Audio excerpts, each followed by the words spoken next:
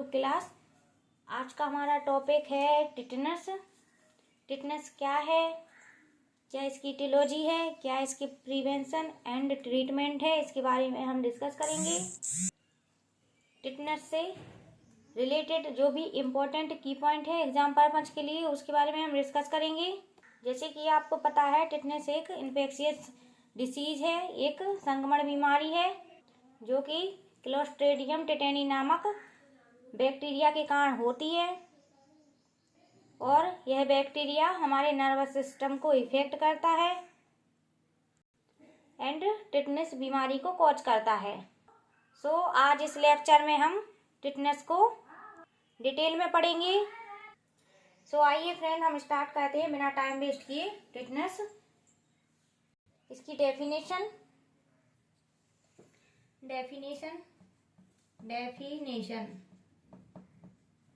इसकी डेफिनेशन क्या है? जो टिटनस है एक सीरियस बैक्टीरियल इन्फेक्शन है, बैक्टीरियल इन्फेक्शन या एक्यूट लाइफ थ्रेटनिंग इलनेस है। Life threatening illness. टिटनस क्या है? एक सीरियस बैक्टीरियल इन्फेक्शन है जो कि कॉज करता है क्या? Muscles spasm. क्यों करता है मसल्स स्पास्म? क्योंकि ये हमारे नर्वस सिस्टम को इफेक्ट करता है, नर्व को इफेक्ट करता है। ये जो बैक्टीरिया है इसका इफेक्ट नर्वस सिस्टम को डिसफंक्शन कर देता है इसका बैक्टीरिया, और नर्व को इफेक्ट करता है। इसका जो causative agent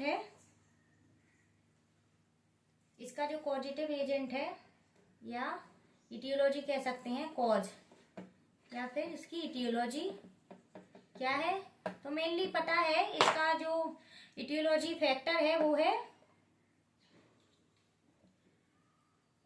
clostridium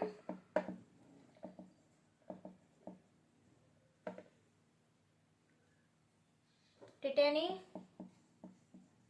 clostridium tetani इसका ये पॉजिटिव एजेंट है जो कि टिटनस बीमारी को कॉज करता है। ये क्या होता है? ग्राम पॉजिटिव बैक्टीरिया है। Clostridium tetani gram positive bacteria है एंड एनारोबिक बैक्टीरिया भी है। ये anaerobic bacillus.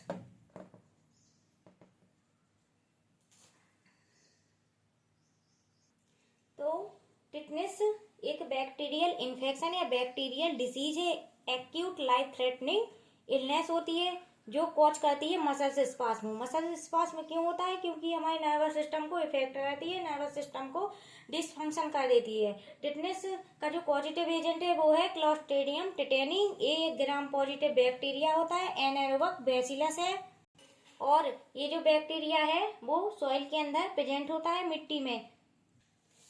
Bacteria present in soil, ये सॉइल के अंदर प्रेजेंट होता है।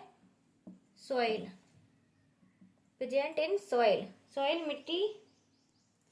फॉर एग्जाम्पल, जैसे कि हमें कोई इंजरी हो जाती है, एक्यूट इंजरी या क्रॉनिक, या फिर कोई ट्रोमा हो जाता है, कोई ट्रोमा इंजरी हो जाती है या एक्सीडेंटल इंजरी होती है, तो हम जब डॉक्टर के पास जाते हैं तो सबसे पहले जो डॉक्टर इंजेक्शन प्रिस्क्राइब करते हैं वो टिटनस के लिए ही करते हैं। क्यों? क्योंकि जब एक्सीडेंट होता है और हम सॉइल के कांटेक्ट में आ जाते हैं, या वुंड होता है या इंजरी होती है, तो हम डायरेक्ट सॉइल के कांटेक्ट में आते हैं, और टिटनस का जो बैक्टीरिया होता है वो सॉइल के अंदर प्रेजेंट होता है, जिससे कि सॉइल के कांटेक्ट में आने से हमें भी उसका रिस्क, टिटनस का रिस्क बढ़ जाता है। इसलिए डॉक्टर टिटनस का इंजेक्शन के लिए प्रिस्क्राइब करते हैं, टिटनस वैक्सीन के लिए एडवाइस करते हैं। लेकिन हमें यहाँ पे टिटनस की स्टडी करना है, क्योंकि एग्जाम के लिए टिटनस टॉपिक से जो भी इम्पोर्टेंट क्वेश्चन एग्जाम में पूछे जाते हैं वो हम यहाँ पे डिस्कस कर रहे हैं। एंड जो टिटनस होती है एक बहुत ही फेटल कंडीशन होती है। इसका डायग्राम भी हम आपको, इमेज भी इसका दिखाएंगे कि जो टिटनेस का पेशेंट होता है वो कैसे दिखाई देता है, जिसे आपको इजिली अंडरस्टैंड होगा, इजिली आप समझ पाएंगे।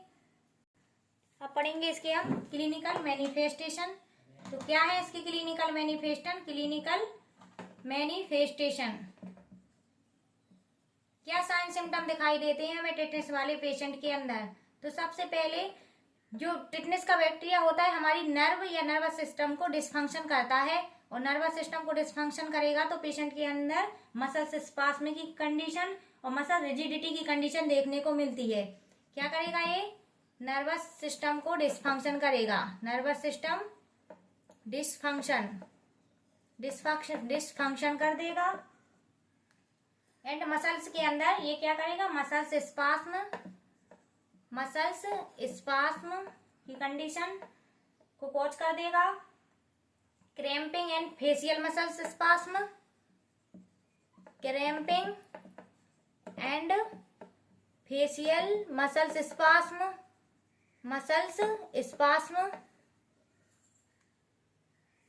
And painful muscles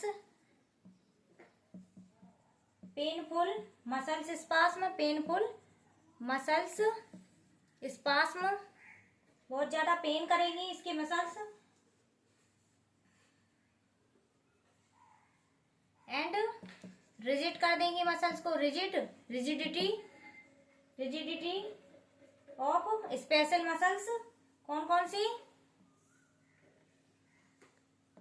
muscles of, कहाँ की मसल्स, जॉ की, नेक, बैक, एब्डोमन की मसल्स को क्या कर देगा, स्पास्म कर देगा। And oesophagus,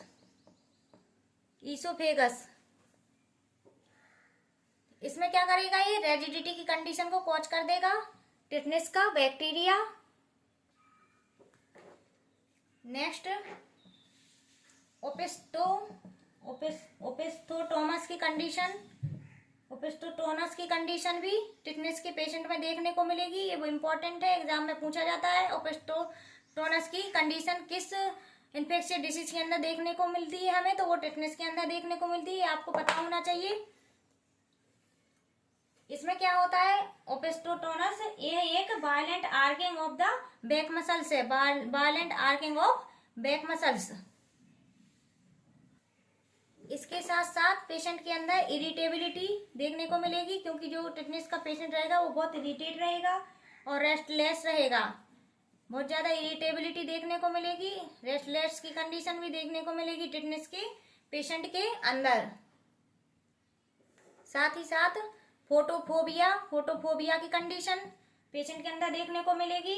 attempt to सॉलो, patient ऐसी कोशिश करेगा कि उसको जो भी चीज मिले वो उसको सॉलो कर ले या खा ले, निगल ले। अटेम्प्ट टू सॉलो की कंडीशन भी इस पेशेंट के अंदर देखने को मिलती है। कुछ कॉमन साइन सिम्टम्स और हैं, जैसे कि फीवर का आना, हाई ब्लड प्रेशर हो जाना, नर्वस सिस्टम डिसफंक्शन, स्वेटिंग, ये भी कुछ सिम्टम्स हैं जो टिटनेस के पेशेंट में हमें देखने को मिलते हैं। रेस्पिरेटरी को भी इफेक्ट करता है, रेस्पिरेटरी सिस्टम को। तो जो टिटनेस का पेशेंट होता है उसमें नो ब्रीथिंग और शॉर्टनेस ब्रीथिंग का सिम्टम भी देखने को मिलता है। तो ये कुछ clinical manifestation, sign and symptom है टिटनेस वाले पेशेंट के अंदर जो कि दिखाई देते हैं। तो फ्रेंड एक बार और मैं आपको रिवीजन कर देती हूँ। टिटनेस एक सीरियस बैक्टीरियल इन्फेक्शन है जो कॉज करता है मसल्स स्पास्म को, ये इफेक्ट करता है हमारे नर्वस सिस्टम को, जिससे नर्वस सिस्टम हमारा डिसफंक्शन हो जाता है। इस बैक्टीरिया के कारण बैक्टीरिया जो कि टिटनेस को कॉज करता है उसका नाम है क्लोस्ट्रीडियम टिटेनी बैक्टीरिया, जो कि ये ग्राम पॉजिटिव बैक्टीरिया होता है। ये एनएरोबिक बैसिलस है, बिना एयर के भी ये ग्रोथ कर सकता है एनवायरमेंट में। ज्यादातर ये सॉइल में प्रेजेंट होता है। और जब हमें कोई इंजरी या कोई ट्रॉमा इंजरी या फिर कोई एक्सीडेंटल इंजरी हो जाती है तो हम डायरेक्ट सॉइल के कांटेक्ट में आ जाते हैं, और सॉइल के कांटेक्ट में आने के कारण जो हमें वुंड होता है या इंजरी होती है उसमें क्या होता है, टिटनेस का बैक्टीरिया इंटर हो जाता है।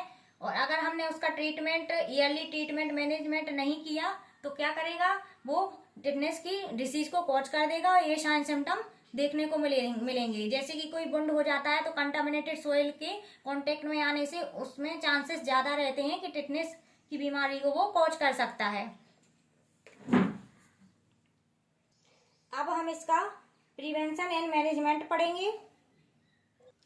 तो अब हम पढ़ेंगे इसका मैनेजमेंट, ट्रीटमेंट। तो इसको जो टिटनेस वाले पेशेंट का हम क्या ट्रीटमेंट मैनेजमेंट करते हैं वो हम देख लेते हैं। Treatment and management. तो सबसे पहले जो पेशेंट किसी एक्सीडेंटल इंजरी होती है, उसको वुंड हो गया है, तो वो पेशेंट हमारे हॉस्पिटल में आएगा तो हम सबसे पहले उसका क्या मैनेजमेंट करेंगे, नर्सिंग मैनेजमेंट। सबसे पहले तो उसको करना है, उसका जो वुंड है उसको क्लीन करेंगे। क्लीन वुंड, ऑल वुंड, या फिर जितने भी उसको वुंड आ गए हैं इंजरी के कारण, तो उसको क्या करना है, हमें क्लीन करना है। एंड उसके अंदर जो एयर है उसे हमें रिमूव करना है एनएस से। रिमूव सॉइल, जो सॉइल है उसको हमें रिमूव करना है, और डस्ट एंड सॉइल को हम रिमूव करेंगे। एंड इसके बाद क्लीन करने के बाद एंड टिटनेस एक इन्फेक्शियस डिसीज है, तो इसके लिए हम क्या करेंगे, इन्फेक्शन है तो एंटीबायोटिक प्रोवाइड करेंगे। हाई एंटीबायोटिक, जैसे कि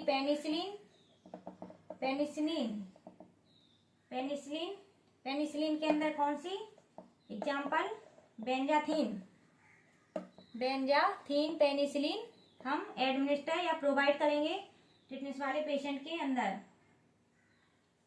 और कैसे ये एडमिनिस्टर करेंगे हम इंट्रावीनसली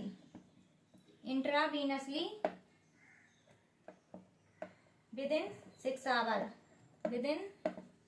आवर ऑफ इंजरी होने के 6 आवर के अंदर हमें एंटीबायोटिक पेनिसिलिन इंट्रावीनसली एडमिनिस्टर करनी होती है टिटनेस वाले पेशेंट के अंदर।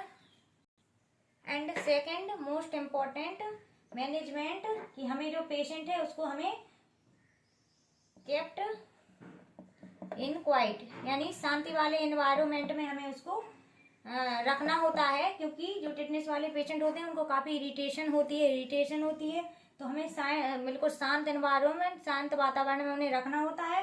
Kept in quiet and dim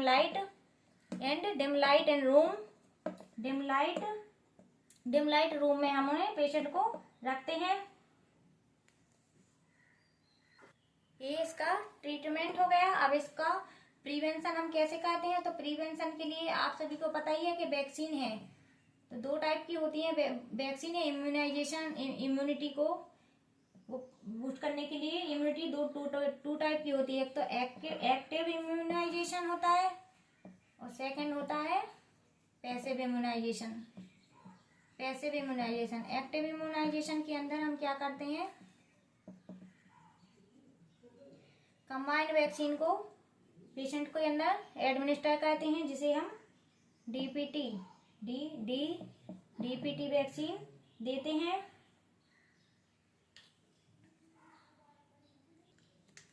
tetanus बीमारी को रोकने के लिए, उसको प्रिवेंशन करने के लिए हमें डीपीटी का वैक्सीन देना होता है। किसके अंदर, इन्फेंट एट 6, 10 एंड 14 वीक पर ही ये हम वैक्सीन दे देते हैं, जिससे कि टिटनेस के बीमारी को प्रिवेंशन किया जा सके।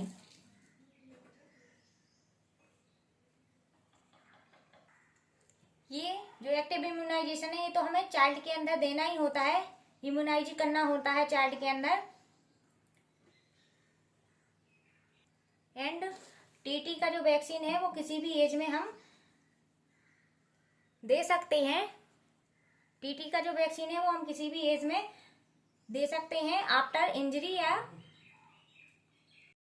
After trauma. और डीपीटी एंड टीटी ये हमारे एक्टिव इम्यूनिटी के अंदर आते हैं। अब हम पैसिव इम्यूनिटी में क्या इसका प्रिवेंशन करते हैं, तो जो पैसिव इम्यूनाइजेशन होता है ये टेम्परेरी होता है, जो प्रोटेक्शन देता है ह्यूमन को टिटनस, हाइपर इम्यूनोग्लोबुलिन, ये पैसिव इम्यूनिटी है।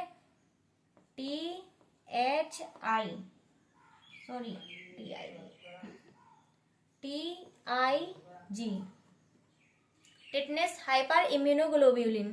TIG वैक्सीन पैसिव इम्यूनिटी है। And second one anti tetanus serum. Anti tetanus serum ATS, ये पैसिव इम्यूनिटी है जो हम की पैसिवली एडमिनिस्टर करते हैं प्रिवेंशन के लिए। It is best use for prophylactic. It is best for prophylactic. So friend, आज का हमारा जो लेक्चर है वो टिटनेस पर है। टिटनेस को हमने डिस्क्राइब किया है, इसको डिस्कस स्टडी की है। इसका जो ट्रीटमेंट एंड मैनेजमेंट है उसको हमने पढ़ा है, कैसे इसको प्रिवेंट किया जा सकता है इसके बारे में भी हमने पढ़ा है। आई होप कि आपको इजीली समझ आया होगा। और इसके साथ साथ मैं आपको एक डायग्राम, एक इमेज बेस और आपको एक्सप्लेन कर देती हूँ, आपको इमेज दिखा देती हूँ कि टिटनेस का जो पेशेंट है वो कैसे दिखता है, कैसे हम आइडेंटिफाई करते हैं कि ये टिटनेस डिसीज को कॉज किया हुआ पेशेंट है। सो फ्रेंड, आप देख सकते हैं ये टिटनेस वाले पेशेंट का इमेज। ये जो पेशेंट है ये टिटनेस का पेशेंट है। इसकी जो मसल्स आपको दिखाई दे रही हैं, मसल्स स्पास्म एंड रिजिडिटी इस पेशेंट के अंदर दिखाई दे रही है। टिटनेस वाले पेशेंट के अंदर abnormal movement and abnormal position आप देख सकते हैं। टिटनेस वाले पेशेंट के अंदर कैसे एबनॉर्मेलिटी आ जाती हैं वो आप देख सकते हैं इमेज के अंदर। जो क्लोस्ट्रीडियम टिटेनी बैक्टीरिया है वो कैसे हमारे नर्वस सिस्टम को डिसफंक्शन करता है और कैसे हमारे नर्व पे इफेक्ट करता है, जिससे पेनफुल मसल्स स्पास्म की कंडीशन को देखने को मिलता है एंड मसल्स रिजिडिटी की कंडीशन देखने को मिलती है टिटनेस वाले पेशेंट के अंदर। आई होप कि आपको इजीली समझ आया होगा। Thanks for watching.